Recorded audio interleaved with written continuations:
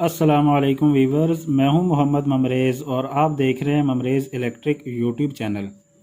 तो वीवर्स, आज की वीडियो में हम स्टेबलाइज़र के बारे में बहुत ही बेसिक इन्फॉर्मेशन आप दोस्तों के साथ शेयर करने जा रहे हैं कि जो भी लोग स्टेबलाइज़र बनाने में या इसको रिपेयर करने में इंटरेस्टेड हों तो ये वीडियो उनके लिए बहुत ही हेल्पफुल होने वाली है।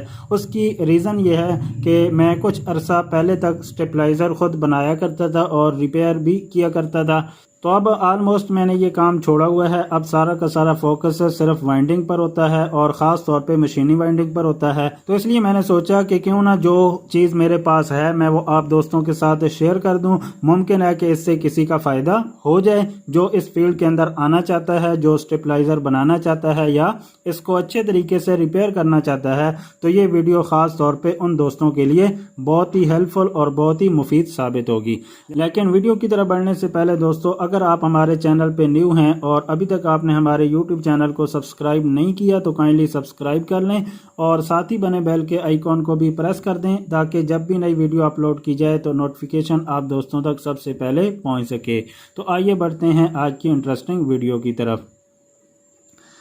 तो फ्रेंड्स, अगर स्टेबलाइज़र की बात की जाए तो जैसा कि यहाँ पे आप देख सकते हैं कि मैंने सिंपल के तौर पे एक स्टेबलाइज़र आपके सामने रखा हुआ है। दोस्तों, सबसे पहले मैं आपको बता देता हूँ कि स्टेबलाइज़र क्या चीज़ होती है।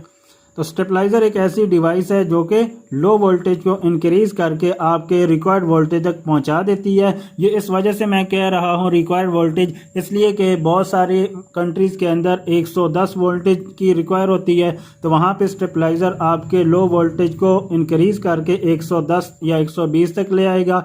और जिन कंट्रीज़ के अंदर वोल्टेज की रिक्वायर 220 या 230 होती है, जिसमें हमारा पाकिस्तान भी शामिल है, तो वहाँ पे दोस्तों ये लो वोल्टेज को इंक्रीज़ करके आपको 220-30 वोल्टेज प्रोवाइड करता है।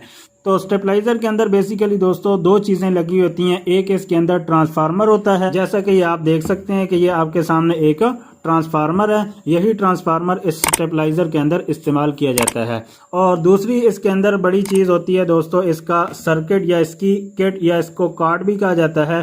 तो ये सर्किट इसको ऑपरेट कर रहा होता है, आपकी जो रिक्वायर्ड वोल्टेज होते हैं उसके मुताबिक आपको ये वोल्टेज प्रोवाइड कर रहा होता है। तो ये दो चीज़ें इसके अंदर बेसिक होती हैं। तो सबसे पहले दोस्तों मैं बात करूंगा ट्रांसफार्मर के बारे में।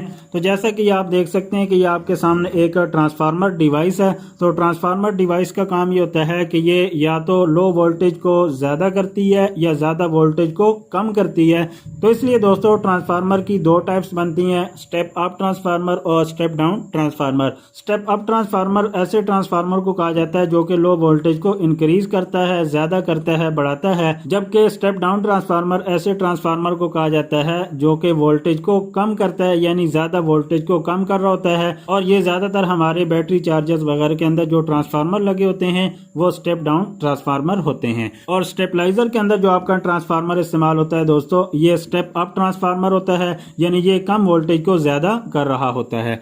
तो दोस्तों अगर स्टेप अप ट्रांसफार्मर की बात की जाए तो सबसे पहले मैं आपको इसकी बेसिक वाइंडिंग के बारे में बता देता हूं कि दोस्तों इसके अंदर वोल्टेज को बढ़ाने के लिए तीन तरह के मेथड इस्तेमाल किए जाते हैं जो कि हमारे यहाँ ख़ास तौर पे पाकिस्तान के अंदर राइज हैं। तो वो मैं आप दोस्तों के साथ शेयर कर देता हूँ। इसके अंदर दोस्तों वोल्टेज को बढ़ाने का एक तरीका तो ये होता है कि इसके अंदर एक प्राइमरी वाइंडिंग की जाती है, यानी एक नीचे वाइंडिंग की जाती है। कि जो पहली वाइंडिंग होती है दोस्तों वो आपके घर में आने वाली सप्लाई के मुताबिक होती है, यानी आपके घरों में आने वाली सप्लाई अगर 220 या 30 वोल्ट है तो उस ट्रांसफार्मर की जो प्राइमरी वाइंडिंग होगी वो 220-30 वोल्ट के मुताबिक की जाएगी। और वापस से आने वाली जो दो वायर होती हैं, एक फेज और एक न्यूट्रल, वो डायरेक्ट उसकी प्राइमरी वाइंडिंग को दे दी जाती है।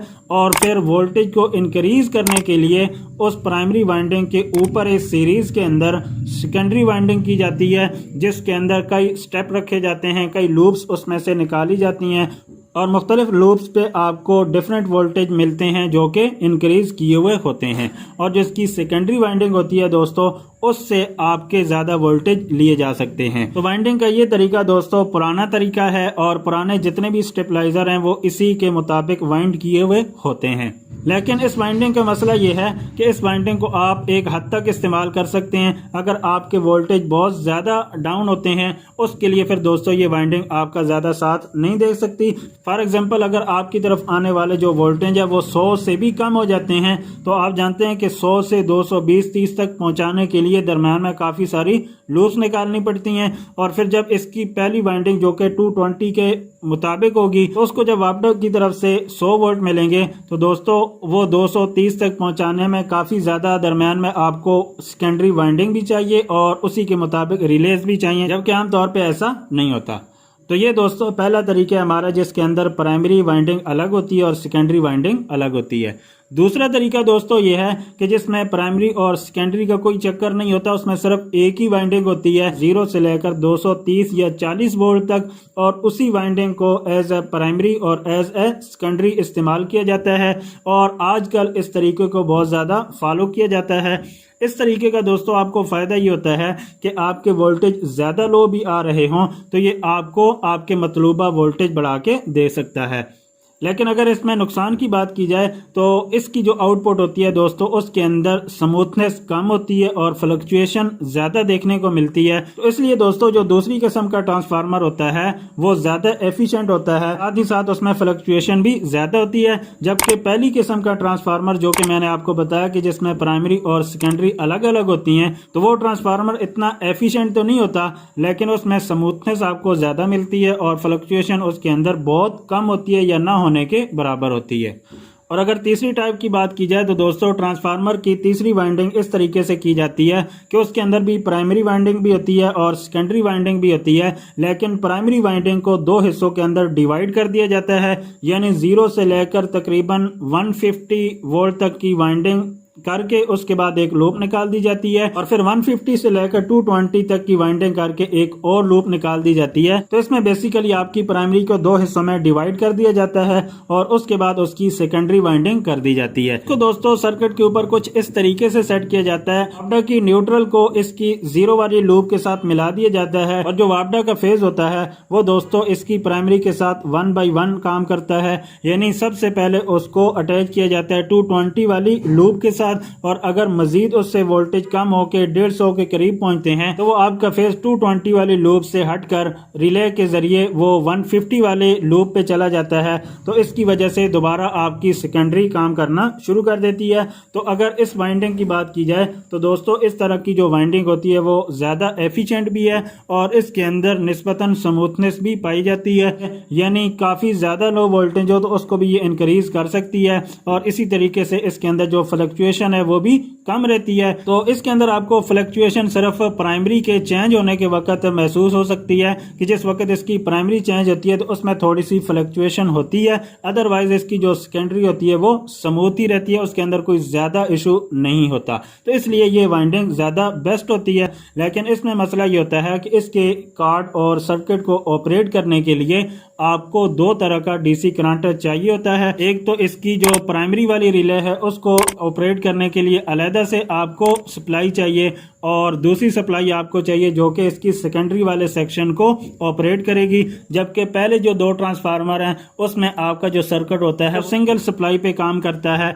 जो सबसे पहली किस्म मैंने बताई है उसकी सप्लाई तो आप ट्रांसफार्मर के अंदर से ही निकालते हैं, लेकिन जो दूसरी किस्म का ट्रांसफार्मर होता है दोस्तों उसके लिए अलग से छोटी सी सप्लाई आपको साथ लगानी पड़ती है। ट्रांसफार्मर से निकली हुई लूप उसके साथ काम नहीं करती।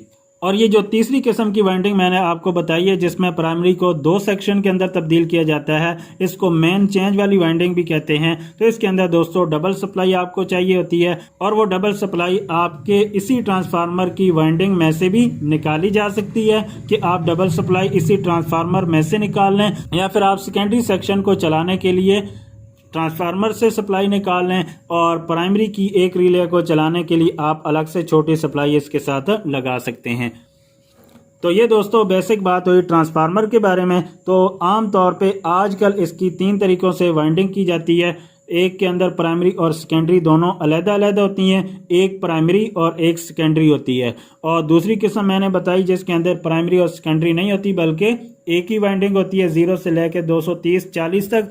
तो उसी एक वाइंडिंग को एज ए प्राइमरी और एज ए सेकेंडरी इस्तेमाल किया जाता है। और तीसरी किस्म मैंने आपको बताई है जिसके अंदर प्राइमरी को 2 हिस्सों के अंदर डिवाइड कर दिया जाता है और उसके अंदर अलग से सेकेंडरी भी इस्तेमाल होती है। अगर सर्किट की बात की जाए तो दोस्तों जो पहली किस्म का ट्रांसफार्मर है, जो पहली वाइंडिंग है, उसके अंदर सिंपल आप कोई भी सर्किट इस्तेमाल कर सकते हैं। तो इसके अंदर आप देख सकते हैं कि मुख्तलिफ रिलेज लगी हुई हैं।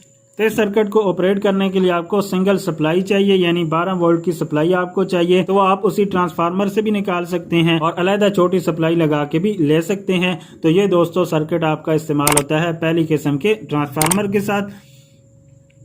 और इसी सर्किट को दोस्तों दूसरी टाइप के साथ भी इस्तेमाल किया जा सकता है। जस्ट फर्क ये होता है कि जो पहली टाइप की वाइंडिंग होती है दोस्तों, उसमें आपकी प्राइमरी एक ही जगह पे फिक्स होती है और आपकी जो सेकेंडरी होती है वो रिलेज के थ्रू तब्दील होती रहती है। जबकि दूसरी टाइप के अंदर आपकी जो आउटपुट की वायर होती है वो एक जगह पे फिक्स होती है, लास्ट और आखिरी लूप पे लगा दी जाती है और आपकी जो प्राइमरी होती है वो तब्दील होती रहती है। और अगर तीसरी किस्म की बात की जाए तो दोस्तों उसके अंदर जो सर्किट इस्तेमाल किया जाता है आईसी वाला सर्किट इस्तेमाल किया जाता है। जैसे कि यहाँ पे आप देख सकते हैं अंदर ये आईसी लगाई गई है LM324। तो ये आईसी इस पूरे सिस्टम को कंट्रोल कर रही होती है और इसके अंदर जो ट्रांजिस्टर होते हैं वो ज्यादा नहीं होते बल्कि ये आईसी बेस्ड सर्किट कहलाता है। तीसरी किस्म के साथ दोस्तों एक और सर्किट भी इस्तेमाल किया जा सकता है।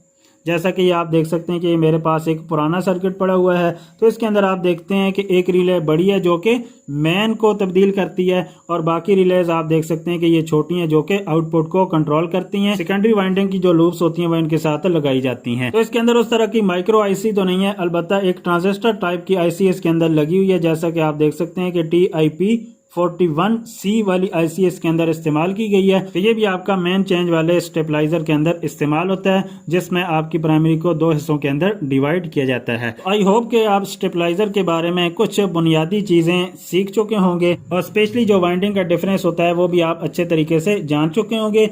तो अगर इनमें से किसी चीज़ की भी आपको दोस्तों डिटेल चाहिए हो तो आप कमेंट सेक्शन के अंदर बता सकते हैं ताकि मैं उसके बारे में डिटेल के साथ वीडियो बना के एक्सप्लेन कर सकूं। तो दोस्तों अगर वीडियो अच्छी लगी हो तो काइंडली इसे लाइक, शेयर और कमेंट ज़रूर कीजिए। मिलते हैं फिर किसी नई इंटरेस्टिंग वीडियो के साथ। तब तक के लिए अपना बहुत सा ख्याल रखिएगा, मुझे भी दुआ में याद रखिएगा। अल्लाह हाफिज़।